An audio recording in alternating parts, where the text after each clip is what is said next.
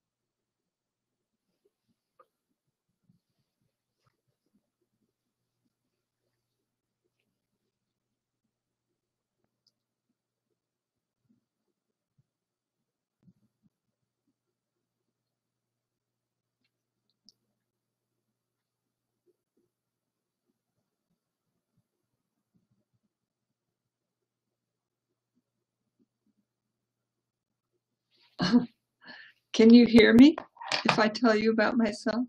Oh, good. All right. I am Nance Hope Perry. I'm from Detroit. I've been writing since I was a child, and I have 4 books up on Amazon right now and another one about to go up in a few days. I've got several more to go up, actually, and I'm writing 3 more that I'm almost done with.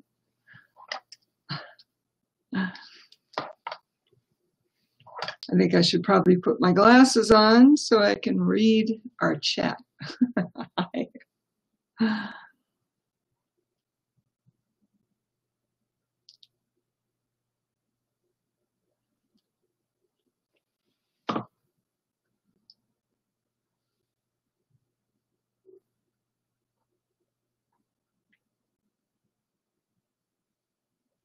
So you said you've read a couple of my books. Which ones?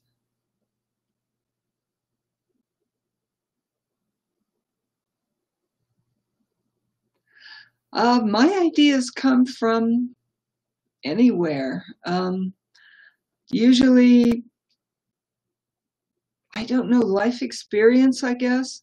I wrote a short story once um, based on a photograph I saw in the newspaper. I thought it was something interesting, and I wanted to take it to the next level.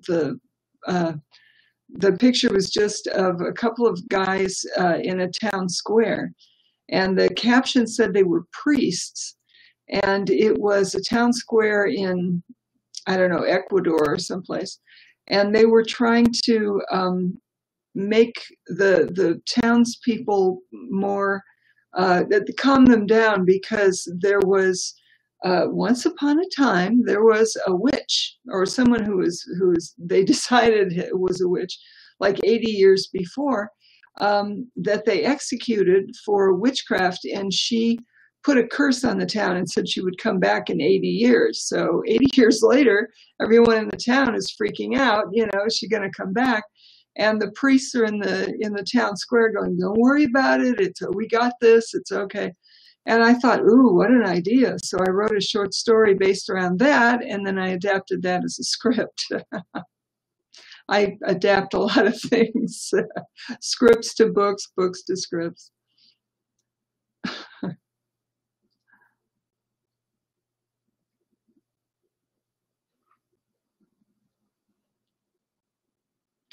My latest book, the one that's going to go up in the next few days, is actually half true. The first half of the book is true, And it's things that I experienced, things that happened to me.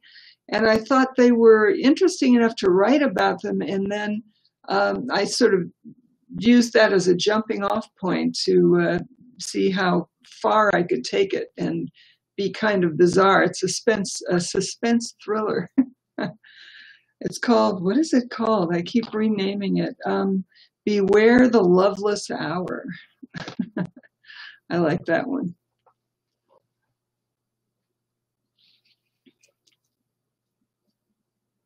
Trying to think if any of my other books were based on personal experience. Oh, well, I wrote the first book I put up, In Salem's Wake, is a young adult fiction, fantasy adventure kind of thing. And back in 1995, I was in my 50s, and I decided, even at that youngish age, that I was a crone and proud to be a crone. And there was actually a script competition that I was going to submit. It was like one of those long weekend things where you can go to a studio and a lot of other people, can take the seminar. There are panels and that kind of thing. Literary agent panels for screenwriters specifically. And they said if anyone who was coming to that wanted to, we could submit up to 3 scripts. And at that time, I only had 1 or 2 written, so I thought I would write another one. And I was sort of focused in my life at that time on the concept of being a crone. So I decided to write something for young people, young women especially, to help them to understand that crones are not just ugly old witches, or, they are, I hope still, the wise women of the towns, and that there are wonderful magical things about being a crone. And so that was the original name of the book, Crone, and then I changed it to In Salem's Wake. I've shown scripts I've written. I have only written 1 script for a television show. Those are called spec scripts. My other scripts are original. I've written all different genres: comedy, drama, adventure, historical. I've got a Susan B. Anthony script. I've been trying to get to Meryl Streep for the longest time. I've also written animated scripts, radio scripts. I have 10 scripts. 9 of them are women's stories, and all kinds. I just written all kinds of things. I used to do journalistic writing. I've done copywriting. I make a living as a technical writer. I've written books. I've written over 500 poems, which I want to put up on Amazon in 1 or 2 volumes. I'm going to have to go through and see which ones I want to use. I'm a very prolific writer. Oh, I'm glad you liked In Salem's Wake. Good, good. Well, there's a script too. It started out as a script, and I adapted it as a book.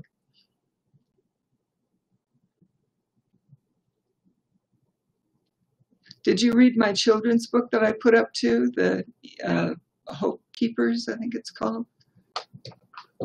Okay. And then I've got a sexual harassment book. I had an acting career for 14 years, and it ended when I had 3 sexual harassment lawsuits. I sued ABC TV, AFTRA. At the time, it was just AFTRA, not AFTRA-SAG. And the stage manager of General Hospital. I did that show for 12 years. I won all 3 lawsuits, and I gained enough knowledge in that experience to write a book about it. I wanted other women to know that you can stick up for yourself. Sexual harassment is against the law. You're being made a victim. And if you know what the process is like of perhaps bringing lawsuits, if you choose to go that far, I wanted to explain the whole process, who you complain to first and what you can do on your own. And if you decide to sue, who you have to talk to, and what it's like in court and things like that. So my second book was the sexual harassment book, Facts and Guidelines for Victims Who Want to Stop Being Victims. And then I put up the children's book, The Hope Keepers. It's for young children, toddlers. It's about two little mousies who are going to move from one part of the country to another, and it's their adventures crossing the country. And the last book I've put up is called You'll Have to Teach Me to Be Cold. That one is kind of hard to describe because it's narrative nonfiction. It's sort of, if you know what a blind item is, a blind item is like if you read something in the newspaper, especially in a show business column, they'll say, you know, what actor divorced his wife to marry another woman, blah, blah, blah. And they don't tell you who it is. That's called a blind item. This book is sort of a blind item. I'll read you a paragraph of it. In a millisecond, a heart can be stolen. A glance, a smile, a mere insinuation of heaven in the figure of a man can change a whole world, a world of pain and emptiness. That was his effect, his legacy, my angel, him. So the whole book is like that, a lot of very flowery description and that kind of stuff, and a twist ending. I like twist endings. The book that I'm about to put up actually has a twist ending too, the suspense thriller. 3 of my books have gotten 5-star reviews so far. 1 has gotten 4 stars, and I'm happy with that. All the 5-star reviews I can get are good. What else can I tell you? I'm just going to keep putting books up. My next book after the suspense thriller is another young adult fiction book I wrote a while ago. I don't know what motivated me to write it. It's about a teenage girl and her mother who moved from Long Beach, California, up into the mountains when the mother and father get a divorce, and the girl has to try to adjust not only to the divorce, but to moving and living in such a different culture in the mountains. So that one I am reformatting, doing a few edits on.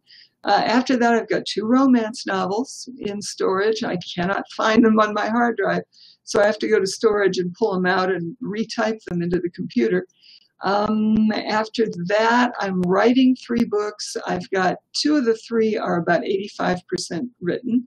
One of the ones that I've already written 85% is a nutritional book, and I'm going to write a cookbook, a recipe book to go with it.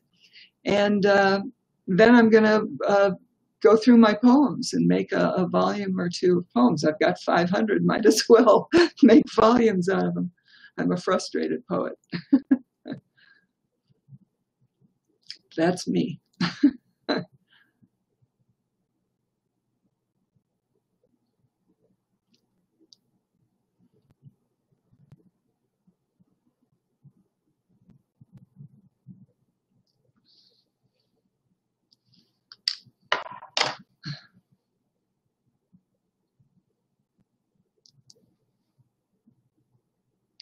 So what do we talk about now?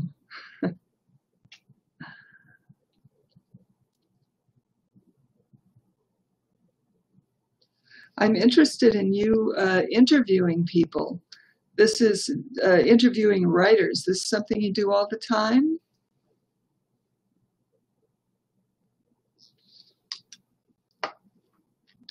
Going to put my glasses back on so I can read what you're writing here.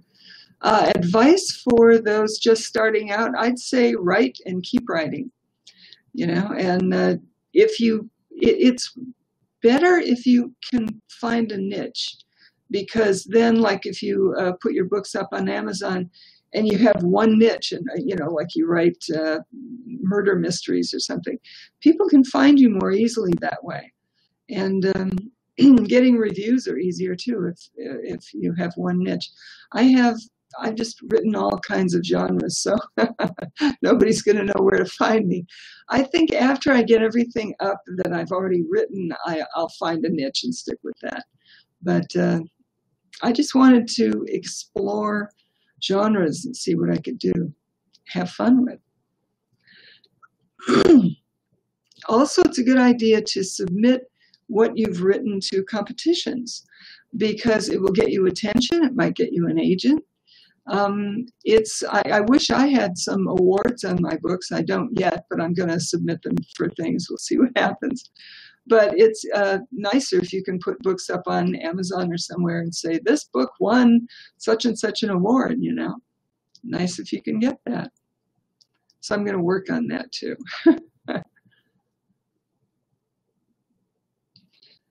I would say while you're starting to write, do explore genres. I mean, it's fun. It's nice to have a niche. I think you should have one. But, you know, to pick your niche, you sort of need to write all kinds of different things and see what you like most.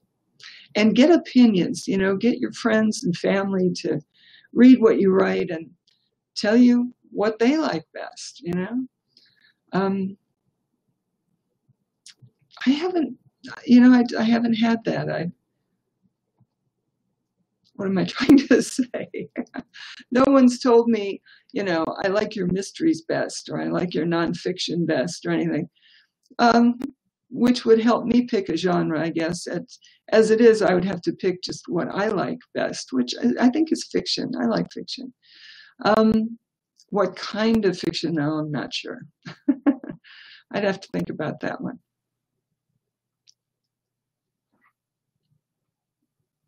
What else? I don't know.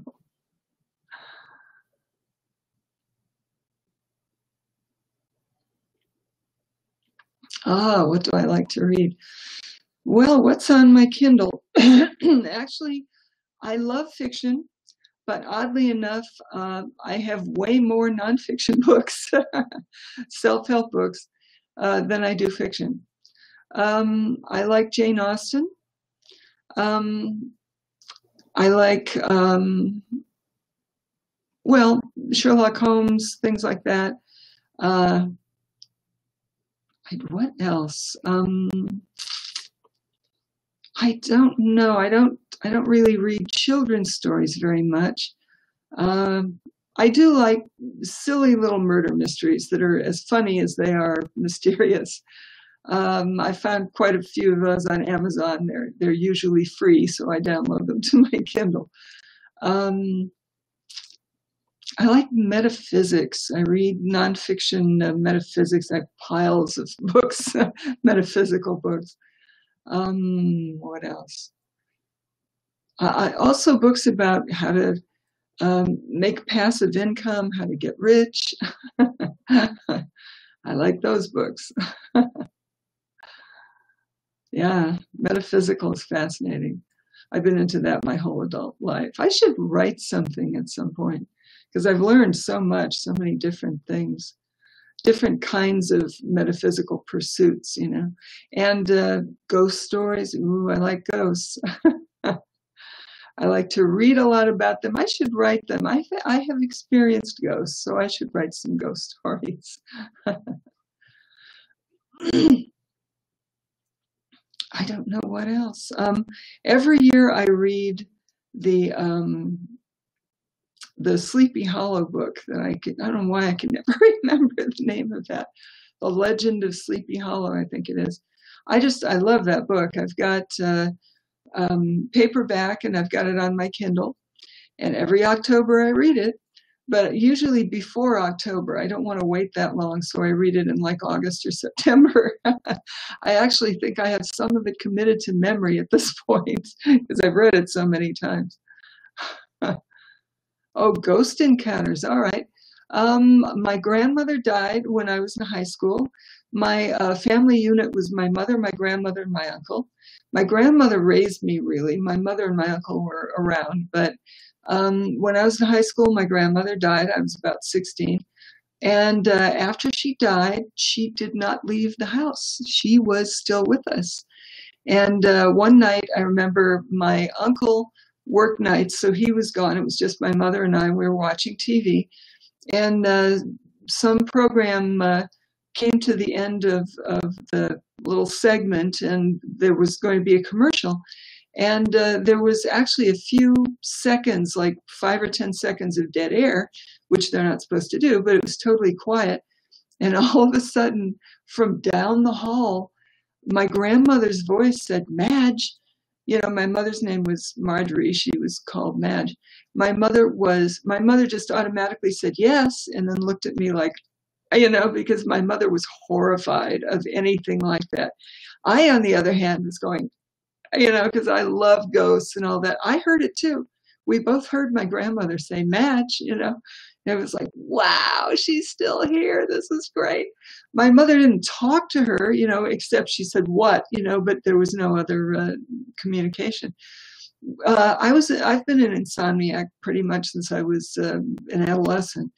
And so I would be laying on my bed in the bedroom, unable to sleep. It'd be 1, 2, 3 o'clock in the morning.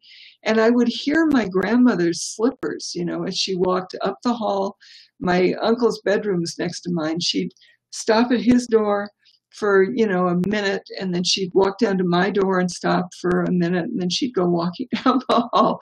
So she was still with us. It was great, you know. And I've had cats, several cats in my adult life. After they pass, they stay with me. So I'll be, you know, laying on the bed, unable to sleep, and I'll feel the bed shake, and I'll look, and I can see little paw prints, you know, of where cats walking up the bed and stuff, or out of the corner of my eye, I'll see one of my cats going around a piece of furniture or stuff. One of the cats that passed on, you know, so I know the ghosts are real. I've experienced them.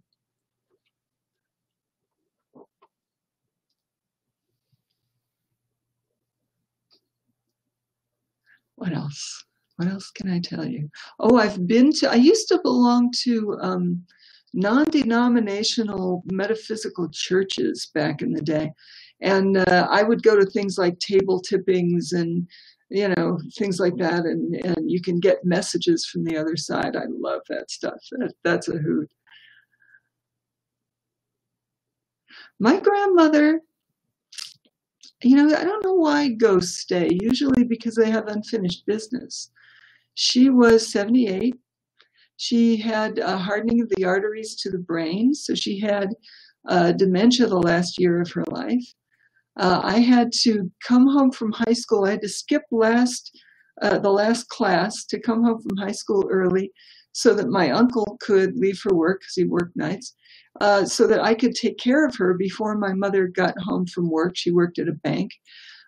Because with dementia, they were afraid that she would try to make tea, you know, put water onto the boil, turn on the water and forget and walk away, which she did.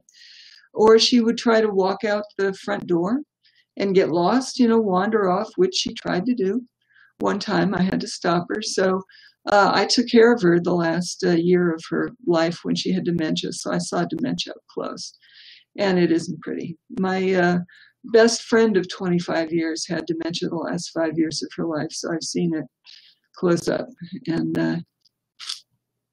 Marie, my best friend, has come to visit me in dreams. She hasn't haunted me, unfortunately. I'd love to see her again and hang out with her and have tea. But I believe that when our loved ones pass, they can visit with us through dreams. That's happened to me many times. And it's great. My only problem with Marie, my friend visiting me in the dream, is we've never been able to just sit there and hang out and talk and have tea. And, you know, she seems to just, she either doesn't say anything when she visits me or she'll say like one thing. You know, and she doesn't stay long enough. I want to hang out with her more, you know. But yeah, I've been visited by my whole family. They're all gone now. So yeah, I've been, not my grandmother in a dream, I don't think. I don't remember, but my mother and uncle for sure, and friends who've passed. I have some interesting stories about friends who passed. I was living, the last apartment I lived in was a single. And for some reason, I kept thinking about my old friend Myra, who I hadn't seen in a long, long time. I suspected she passed, but I didn't know for sure. And I hadn't been able to find her daughter or her ex-husband to ask if she had passed. But since I couldn't find her on social media anywhere, I assumed she must have passed because she was very social and she would have had a website and stuff. And I was thinking about her, and all of a sudden I got up to go towards the bathroom. I was walking through the hall, and all of a sudden a print that I had framed and had on a shelf in the hall literally jumped off the shelf and landed at my feet. And I picked it up and looked at it, and it's a poem kind of thing about friends. And I had just been thinking about Myra. We were friends for a long time. So I felt like that was Myra saying, hi, yes, I'm on the other side. Here I am.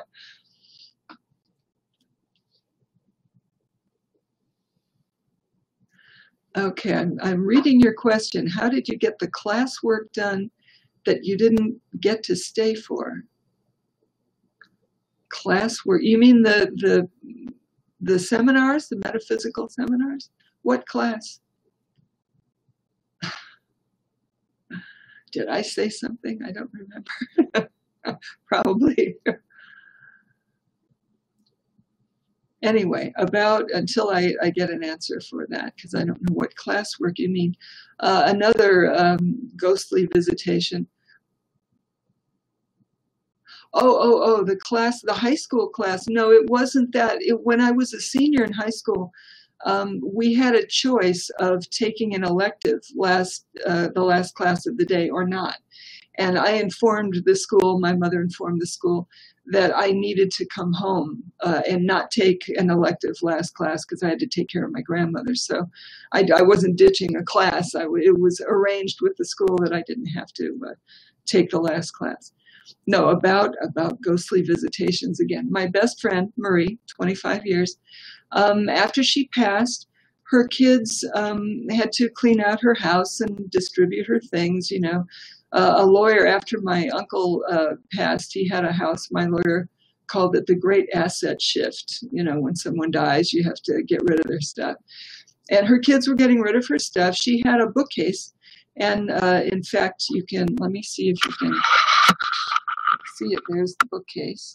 They gave it to me after she died because they asked me if I wanted it. And I said, yeah. So I took it back to the apartment I was living in at the time. And I put some things in it. On the bottom shelf, I put in a picture of Marie and me. We went to dinner once. I think it was for my birthday. She used to take me out. And so I had that leaning up against something. And I was thinking about her and feeling sad. And I went to get up and close my window.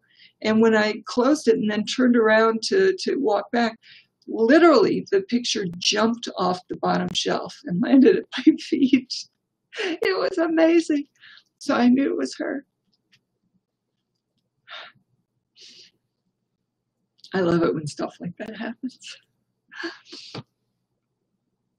I believe we never die and just disappear. We go to the other side and we can communicate. Why not? You know, with people we want to communicate with. There's a book I love that I've read, 4 times? It's on my Kindle. It's called The Afterlife of Billy Fingers. And I would recommend reading that. I'm a cancer survivor.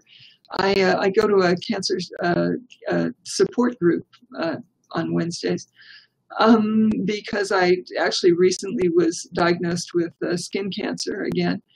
I just got the all clear from my dermatologist last week. It's cured. Thankfully, I'm happy about that.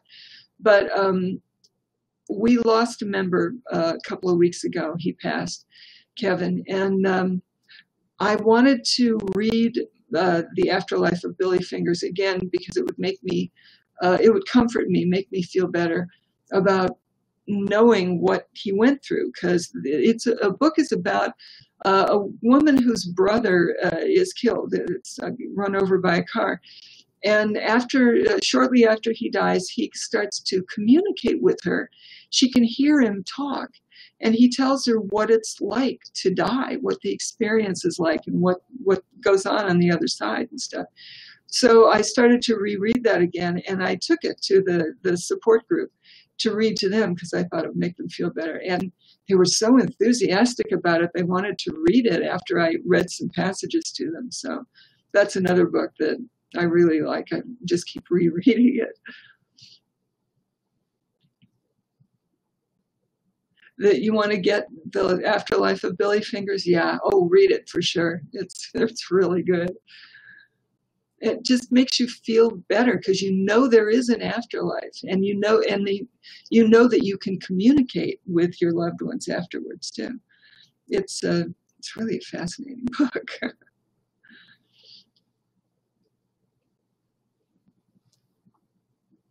What else? Anything good? I may be getting a kitten soon. I have to kitten proof the apartment. I had 2 cats when I moved in here. They were sisters from the same litter. One died a couple of years ago. Of actually, ironically enough, she died of lung cancer on Cancer Survivors Day, May 5th. But she is still with me. I still see her walking around every now and then. But her sister has just been so, I don't want to say depressed, but she doesn't play very much anymore. She has no energy, kind of thing. And I am thinking if I get her a little friend, maybe it'll sort of bring the life back to her, you know. So I have a kitten coming to me soon, probably in the next week or 2. So I have to go through and kitten proof the apartment because you know how they are. They get into everything. What else? What else can I tell you? I'm into crafts. I used to teach crafts on the internet. I demonstrated crafts. There was a website, I don't know if it's still up, called easymade.com. The woman who started that website she used to work for a production company that did shows for HGTV. She pitched an idea for a quilting show to them. They bought the idea, but they wouldn't let her produce it. And she was unhappy that they wouldn't let her produce. So she quit and she started her own website where she could essentially produce shows where she could do all kinds of segments. Like there was a cooking segment and a quilting segment and gardening and interior decorating and that kind of stuff. And she hired me as the craft lady. So for about a year or so, a year or 2, I demonstrated crafts on the internet and loved that. I really wanted my own craft show. I pitched shows to HGTV. They actually used 2 of the 3 shows I pitched to them. Unfortunately, they didn't pay me for them, but that's another story.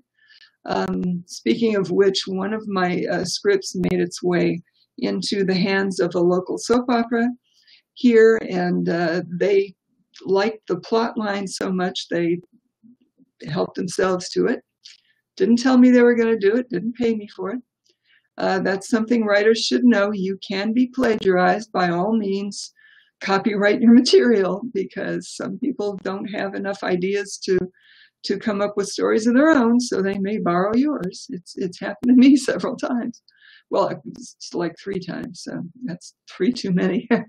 I want to be paid for my work. Anyway, that is something else writers should know. What else?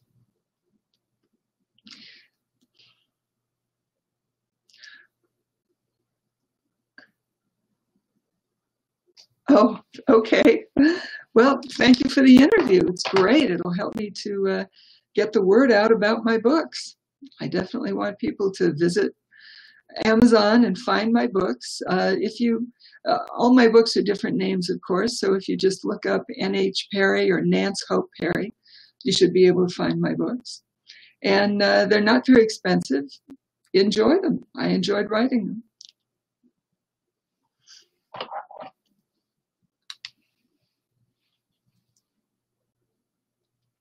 Okay.